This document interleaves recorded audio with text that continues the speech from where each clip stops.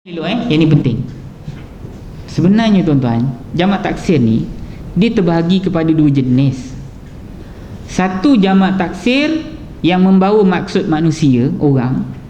Satu jamak taksir yang membawa maksud bukan manusia. Faham tak? Contohnya gini Katalah satu masjid dipanggil masjid. Kalau jamak masjid dipanggil masajid. Ada ina una tak? Arti dia masajid. Masjid tu orang ke bukan orang? Orang ke bukan orang? Bukan. Ini maknanya masjid ialah jamak taksir yang bukan orang. Contoh kedua, syajarah maknanya dia pokok. Kalau asjar maknanya dia pokok-pokok. Jamak tak? Jamak ke tidak? Jadi kalau asjar ada ina una kat ujung tak? Jamak tak? Jamak salim ke taksir tu? Taksir orang ke bukan orang? Bukan orang. Contoh ketiga, baitun. Bait. Mana apa bait?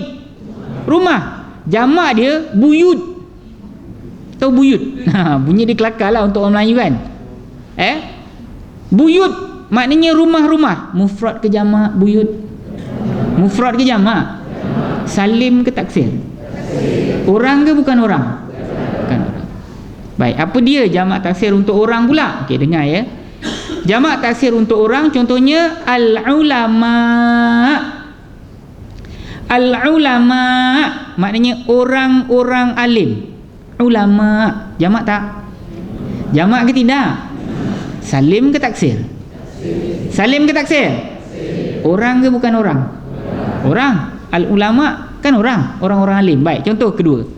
Untuk jamak orang ni, jamak taksir orang ni, contohnya ar-rijal. Rijal maknanya lelaki-lelaki. Rijal maknanya lelaki-lelaki. Jamak salim ke taksir? Rijal. Jawab. Taksir salim ke taksir? Orang ke bukan orang? Orang. Contoh ketiga, an-nisa. Nisa maknanya perempuan-perempuan. Betul ke tidak? Betul ke tidak? Baik. Salim ke taksir? Orang ke bukan orang? Tentulah orang, perempuan-perempuan. Betul ke tidak? Baik. Dengar Sekarang ni tuan-tuan, saya nak bagi tahu tuan-tuan apa dia dhamir yang tersembunyi dalam jamak taksir ni. Dengar elok Jamak taksir untuk bukan orang. Masajid, asjar, buyut. Dhamir yang tersembunyi dalam kalimah-kalimah jamak taksir yang bukan orang ialah she, hiya dalam bahasa Arab. Dalam bahasa Inggeris she. Faham tak? Faham ke tidak? Contoh, buyut. Apa makna buyut? Apa makna buyut? Baik. Buyut maknanya rumah-rumah. Baik, itu isim ke fa'il ke haram? Isim ke fa'il ke haram? Baik. Pindah diagram yang kedua buyut pindah ke diagram yang kedua. Sebelum tanya jantina, nak tanya jumlah dulu. Jumlah dia mufrad ke jamak? Buyut. Mufrad ke jamak? Baik, buyut jamak salim ke jamak taksir? Salim ke taksir? Baik, orang ke bukan orang? Baik, kalau jamak taksir bukan orang, jantina pula saya nak tanya. Jantina dia muannas ke muzakkar? Muannas ke muzakkar?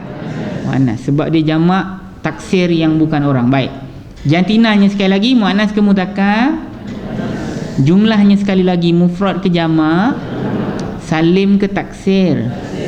Orang ke bukan orang? Bukan orang. Baik, ganti nama diri yang keberapa? Isim automatik ganti nama diri yang baik. Terus tuan-tuan pergi diagram tuan-tuan yang ketiga. Tadi tuan-tuan kata dia jantina dia muzakkar ke muannas? Muzakkar ke muannas? Muannas. Kemudian jumlah dia mufrad ke jamak? Mufrad ke jamak? Tapi dhamir yang tersembunyi dalam kalimah buyut tadi hiya ke hunna? Hiya ke hunna? Ya. Kalau tanya kenapa? Sebab dia jamak taksir bukan orang, dhamir tersembunyi dalam dia ialah hiya.